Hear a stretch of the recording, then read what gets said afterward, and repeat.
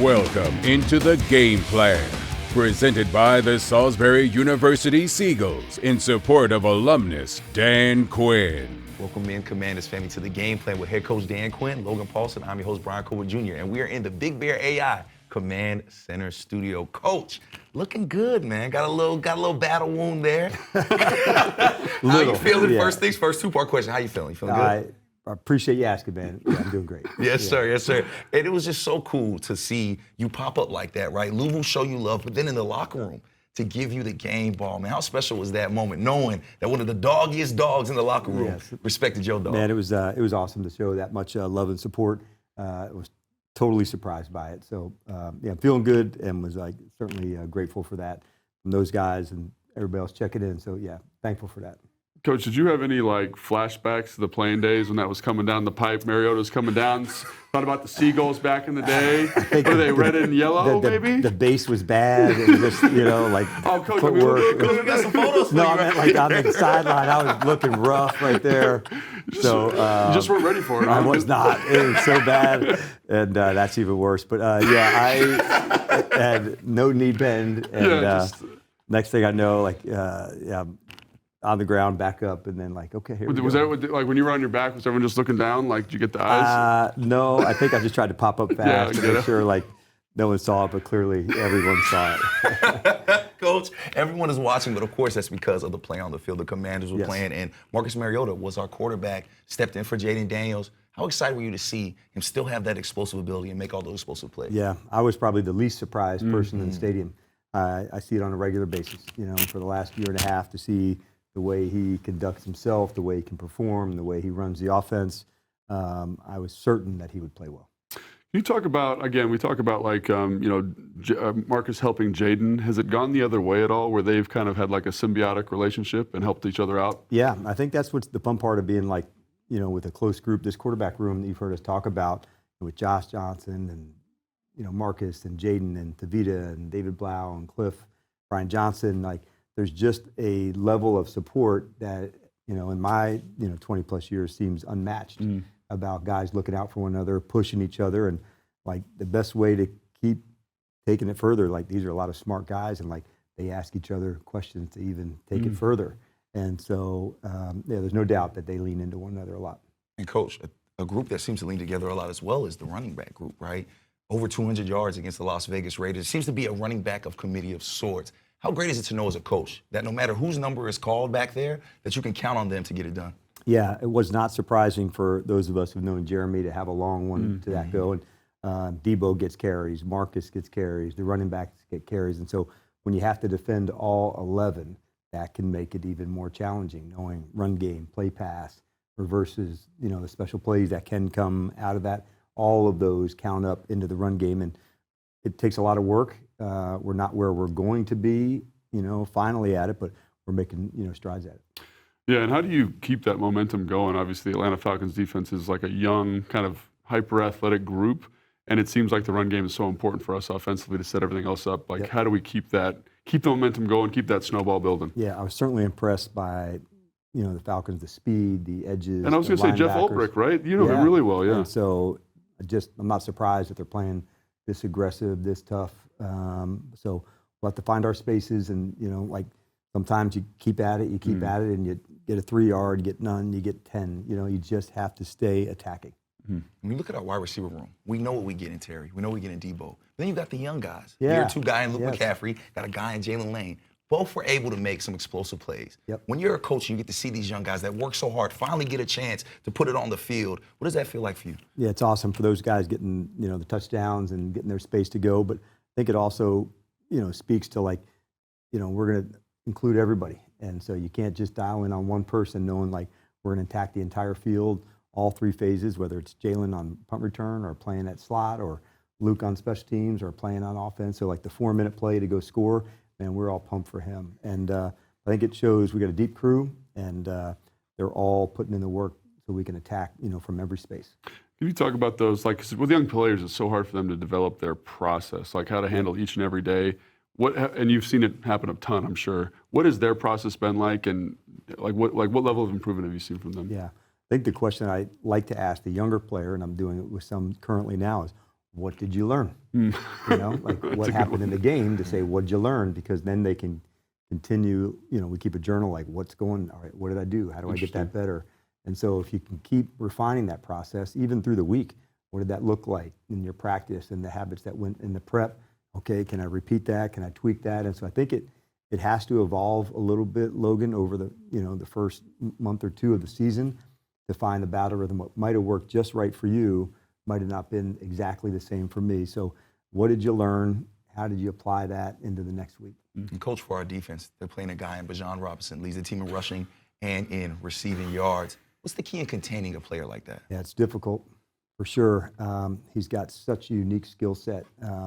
He can catch it, you know, his ability to change direction. He can finish runs. Yeah, he is such an impressive player. So all the plays, run game, pass game, he can block. He is right there, you know, at the very best at what he does. And I think the thing with running backs that's so difficult is the matchups that they draw in the pass game. Like, I don't want you to give away the secrets here, but like, how do you handle a guy that can, it's a little bit like Debo. He can play in the backfield, right. He can play outside. Christian McCaffrey's the guy that comes to mind for me. It just seems like a lot to have to kind of account for one player. Yeah, and Bijan and Christian, both of them have unique things because as a running back, they're also dangerous in the passing game. Yeah. And now they're in the backfield, they're emptied out. They're not just, you know, to look outside as a decoy, but like an absolute viable weapon there. So you have to find your matchups, you have to find the looks that are right for you, but it'll take everybody, no doubt, and tackling for us in every game, but certainly facing him, man, it is at a premium. And coach, it's always fun to see the young guys get off. I don't think there's nothing cooler than seeing the OGs on the field make those plays. Bobby Wagner and Von Miller both getting some sacks. How do you build off of that momentum for guys like that that are really starting to get things going? How do you build off that momentum against Atlanta? Yeah, much like you talked about the process, what went right, how'd you like the preparation to get going, and the guys like Vaughn with his technique, man, you could see this long arm, how he was utilizing it, how to go, and so he'll just continue to refine that technique better and better, and like those players, and we want all the guys, but to continue to get better. So here's another chance to go do that, and we'll dig right in again, man. Is there anything to like a pass rusher getting the first one? Like, does it, I've always wondered about that. Like, is it like, oh, I've got the one, my confidence is good, now I can keep it rolling? I'm sure it's person dependent, but. Yeah, I think more person dependent, but it's more that when you're feeling that groove. Yeah, you know, like, okay, you may not get the sack, but you're hitting the right marks, you're getting the pressures, you're getting that. If you can get into that space, then you know the other things are coming. And Coach Will Harris, a guy that's banged up, we'll be missing him. How do you replace his presence and his impact on this defense? Yeah, it's such a big deal. Like so many times you've heard in the NFL, next man up, and it's way bigger than that. You know, like that's the outside narrative. Internally, Will has brought a lot to us. He's an elite competitor. Just the battles him and Zach have had in practice to push each other to get better. So it won't be one person right away. It'll be a little bit by the package and how we'll feature the guys. But we do have a deep crew at safety, and I'm certain they'll get the job done. And again, like you said, it's going to be a lot of people to replace him, I'm sure, because he's been outstanding, so fun to watch in terms of man coverage, all the things he does. But like, you know, Revo's got to step up. What do you see from him? Tyler Owens got to step up. What do you see from those guys backing up that you say, man, we're really confident that if we put them in the right position, they'll be successful? Yeah, I think if you would ask me like of some of the most improved players, I would think Revo and Owens would have been two that would have been in that list. I felt the speed of Revo, you know, maybe a year after. It's funny, every time he's playing, you feel him just like pop. The speed, the tackles, and the explosiveness. Yeah. And that's not that uncommon for a speed player where he had a whole offseason to actually train his legs as opposed to doing a rehab off an ACL, which he was coming off the 23 season into 2024. And now you feel the explosiveness, the hitting. And then Owens has kept increasing his role. Started on mostly just teams last year, and now is finding his way on the defensive side as well. Hey, Coach, we appreciate you as always. Good luck today. Atlanta's start of back-to-back road trips. We're excited to be on the road with you guys. For head coach Dan Quinn, we're kicking it with Logan Paulsen. Y'all about to get into some film study, the favorite part of the show. No doubt. Always great getting to catch up with Logan and Coach. Now we'll get to hear from them a little later on in the film study. But now it's time for our Prime Player, brought to you by DC Prime, Loudoun's premier steakhouse. For dinner reservations at private dining, call 703-840-2099. Now, we have to give our flowers to our prime player, Marcus Mariota. Let's take a look at his Week 3 numbers. Now, entering his 11th season in the NFL and second with the Burgundy and Gold, quarterback Marcus Mariota led the Commanders to a dominant 41-24 victory over the Las Vegas Raiders. In Week 3, he put up some prime numbers. 15 completions, over a 71% completion percentage, 207 passing yards, 40 rushing touchdowns, and 2 touchdowns. And all against one of his former teams. We're lucky to have a solid player like Marcus Mariota on our roster that could help step in while our guy JD5 was down. Now we gotta go to break, but coming up, you won't wanna miss this. Coach and Logan head into the film study to talk about Bobby Wagner and the Commanders' defense, plus our special teams. And later on, Logan, Coach, and I will count down the kickoff. We'll be back after the break. The Game Plan is presented by the Salisbury University Seagulls in support of alumnus Dan Quinn.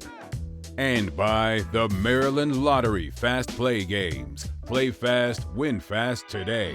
Please play responsibly. Welcome back into the Game Plan with Dan Quinn, presented by Salisbury University. It's time for the film study, sponsored by Salisbury University Seagulls in support of alumnus Dan Quinn. Take it away, Coach and Logan.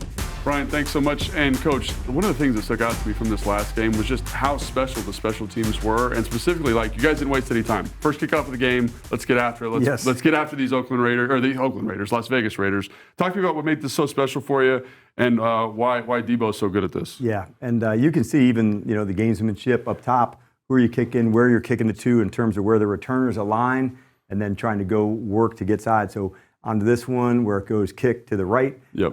Now, it's a big deal to catch it in the fly. Yeah, sometimes that's a you're seeing great it go onto it. And then on this particular one, we're trying to get some matchups. This actually is only one double team on the inside. Yep. But after that, Logan, they're all singles, man. And now you got real action. Can guys stay connected? If you see some of the blocks onto this one, like Sinnott and McGee and others, allowing some space to go, where now it started as a sideline return, and now you see Luke as the off returner being the one to go. So starts as a sideline, and then now back up inside. So it's really like a zone play for you in the offensive world.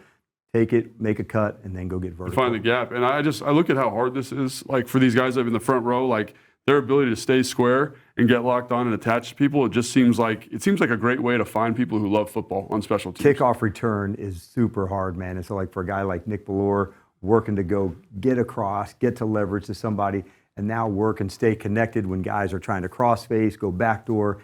It's a skill, man, and it is really difficult to do. And I just look at it and I'm like, Coach, we got good leverage, good leverage, and that's what makes a good play, right? It does. It's just like we have the leverage we want, and then we got a player who's dynamic with the football in his hands with space. And that's what's fun about coaching Debo. There's lots of ways for him to impact the game, and so for us to be able to start the ball past midfield, be aggressive, that's playing complementary football. Yeah, and I just think about what it did for Marcus, right? Hey, you take it easy, man. Here's 5 runs, let's score a touchdown. That's right. And this is the first big explosive play of the day, we got about right? 4 or 5 first downs already, so yeah, go 4 or get 5. to it. That's exactly right.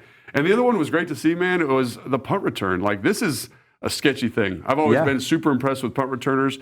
I love the scheme here. You guys are going to come out. We're going to, like, double vice here with Tyler Owens, and the ability to catch the football, get north and south.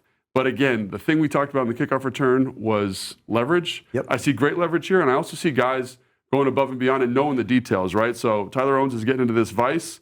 He's got the control. And then Noah Igbenogany puts some work in here. Yeah, and same thing on the other side. You're going to see where the vice is all the way outside into the white. That's always a good spot for that gunner to be, And so now right? their best speed, Logan, is outside, and it creates some space. And when a punter's trying to flip the field, and the guy absolutely ripped it for Jalen to catch it at the 10, now there's going to be some space on the return. But just like we talked about on the kickoff, can you stay attached, stay in front, get into the block, no push to the back, because those are where you could be susceptible to fouls. And then now lead the guys up. Yeah, and again, like this one, I don't know who this guy is because the numbers are small and my eyes are bad, but like bad leverage, and then last second we're going to feel the return, we're going to switch, get our leverage. Like that's a winning effort right there. That is your Bruin right there. Oh, is it? Battling Dude, for it to go. I knew that you liked that. I figured that you might like that. But then the other one too is like, number 20 here. I don't know who this guy is. This is a tough day at the office. We're going to get one-on-one, and this is a good job by the returner. Got to make the one free runner miss. That's right. And then, Coach, I could make one guy miss maybe, but I don't have the speed to score a touchdown. Yeah, and it's all the small ones of Luke staying attached, Chris Moore staying attached, and then letting Jalen, you can really see his speed open up into that spot. But again, man, staying connected all the way through and finishing all the way down. So we got some ball security issues to work at the end, which he definitely felt from his coach in the Monday Tell the Truth. but it was an absolutely fantastic play that provided a lot of energy for And us. this guy's played a lot of football. I think he's like a 9 or 10-year vet, but I love when I see a guy who just loves ball, man. And it's cool to have a team fill these guys up off the practice squad. Like, he is juiced. Everyone's juiced. Love when that when that what was comes remarkable about that play, we kick it off. Chris Moore is the one that makes the tackle. Isn't that great, man? Awesome. Gosh, that's so cool. I love seeing guys get what they're doing there. Okay, I love this because it's good X's and O's, Coach. And so good play design, right? So I look at this and I say, offensively, man, we've got 5 big guys up on line of scrimmage. We got to go 5-0 here, which is a man protection. Yep. And I think, man, Coach Witt's in his bag here because they get exactly what we want, and we get Bobby Wagner, who is one of the better players in football, unblocked to the quarterback. Yeah, onto this look, like you were saying, it's 5 to go, but at the end of the day, we're only going to rush 4 in this particular one, which sometimes, if you can rush 4, it has more in coverage, you have more opportunities to go do it. But Wags, he's got a full complement of things, and so on-play passes to go, to be aggressive, and to see if we can just be disruptive. Sometimes you just got to cause the havoc, Logan, to really disrupt a play. Yeah, and I think this is great too because it's like you get the free runner with the simulated pressure, and everyone talks about the simulated pressures and how valuable they are. This is the perfect example of that. Yeah, and different coverages to play out of it. So sometimes it's cover 2, sometimes it's cover 3. So different ways. It's really important to do it. But Wags, man, the timing, the effort, and the technique, like you said, by Joe, and the design was really good. Really fantastic. And then, Coach, this one, I love when I see you guys play great coverage structures and you get a great rush. And I see this and I'm like, everyone's where they're supposed to be. It's like a symphony. Everything's perfect, right? And then I see this, Trey Amos, great ball skills at the top of the route. Check, check, check, check, check. And then I see this thing pop up, man. We got to get it. What are we doing here? It's good to see Trey and doing some different techniques. You see him playing off here. And so much of what we've seen from him through the first few games have been him being down the line and working that. So for him to be able to work hard on his off the ball coverage as well, going to take our shots at it. But you're right, this one we've got to come down with it. Think of the field position that would get created with that one. But he's off to a great start. It's coming, man. I can't wait to see it because I know you talk about it all the time. Can't wait to watch it in today's game versus the Falcons. Gotta love film study with Coach and Logan. Now it's time for your winning numbers, brought to you by Maryland Lottery. Please play responsibly. And our winning numbers this week are from rookie wide receiver Jalen Lane. In just his 3rd NFL game, our guy ran back his first punt return touchdown to put Washington up 27-10 in the 3rd quarter. His 90-yard return ties the all-time franchise record set by Jaquez Green in 2002. Now that's one memorable first career touchdown. Now, let's take a look at more of our upcoming competition. It's time for a competitive edge brought to you by FanDuel. Make every moment more with FanDuel, an official partner of the Washington Commanders. Now let's take a look at some of those numbers from week 3 for both Washington and Atlanta. Now the Burgundy and Gold offense found some momentum and put up a season high 41 points in week 3 against the Las Vegas Raiders. Our running backs put up over 200 rushing yards, led by Jeremy McNichols and his 60-yard touchdown run. And Washington's defense will face off against quarterback Michael Penix Jr. and the Atlanta Falcons, who lost on Sunday 30-0. Now Penix is coming off of his lowest passer rating of the season and was held to just 172 passing yards. Now our Commanders are in Atlanta right now for week 4, looking for their first back-to-back wins of the season. Now we gotta go to break, but be sure to stick around because Logan, Coach, and I will be right back to count down the kickoff and talk more about this week 4 matchup. But before we go to break, we gotta give congratulations to our Commanders Coach of the Week for tackle football. That's Coach Kevin Nesbitt from Coolidge High School in DC and Coach Charmaine Cherry of John Marshall High School in Richmond. Nice work, coaches. Keep it right there. We'll be right back after this break. Welcome back into the Game Plan with Dan Quinn, sponsored by Salisbury University Seagulls and support of alumnus Dan Quinn. Now it's time for your must-watch moment, presented by Marsh McLennan Agency. And our must-watch moment is no other than Terry McLaurin continuing to break records. In week 3, Scary Terry connected with Marcus Mariota for a 56-yard catch. He surpassed Bobby Mitchell and cracked the top 5 all-time in receiving yards in franchise history, only behind our very own Santana Moss. Congrats to our guy 1-7. Can't wait to see what other milestones he surpasses in his career with Washington. Now, it's time for our countdown to kickoff presented by SeatGeek. The most disruptive idea in ticketing, a ticket that works. Expect the expected. SeatGeek. Coach, before we let you go, it'll be your first time back in Atlanta in a very long time. You were a former head coach there. What does being back there mean to you, and what does a game like this mean to you? It's got to be like a full circle moment. Well, we've played them, here last year and previously I've played them. But I guess a lot of gratitude for Arthur Blank and his family giving me a shot, back in 2015 to go there. And so that's all I'll think about. But past that, man, it's for the guys. And let them go battle for it. And like we played these guys into extra football last year, and so like it'll be another tough ass matchup again. And so that's what I expect going down to it. Can you talk about, again, obviously like every step on the journey is informative, right? Yeah. Can you talk about what you learned during your time there that you've brought here to this group and said like incredible amount, honestly, because before you become a head coach or any time you're moving up into a different position, like you're not ready for that. You learn as you're going. And so thank you to Atlanta. I got a lot of on-the-job lessons and training that I'm now able to apply here. So it was an absolute blast. Like I had a great time doing it. I learned a lot. And then it even gave me some space to find out how to do things better if another opportunity came about. And so it certainly has not been like rinse and repeat here. Like in terms of, okay, this is what we did then, this is what we're doing here. So lots have evolved, and I think that's what coaching is, man, to see like what you learn, where are the lessons, and how do you go get better, and then you dig in and do it. Sitting here with two former Falcons, but we're glad that y'all are part of the Burgundy and Gold. As are we. Now, Commanders family. This is the Game Plan with head coach Dan Quinn, Logan Paulsen. I'm your host, Bryan Colbert Jr. Good luck today's game. Game Plan, sponsored by Salisbury University, was filmed at the Big Bear AI Command Center studio. Big Bear AI offers mission-ready AI for a rapidly evolving world, proudly protecting the Washington Commanders and its fans.